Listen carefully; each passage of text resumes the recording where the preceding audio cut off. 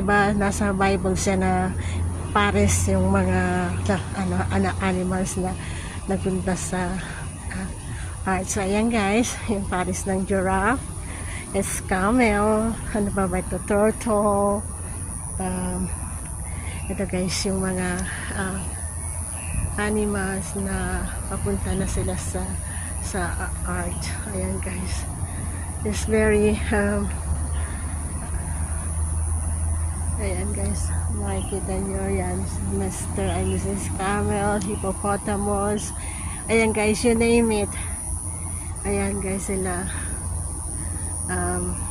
Ito ata siguro yung entrance ng the art. Ayan siya guys.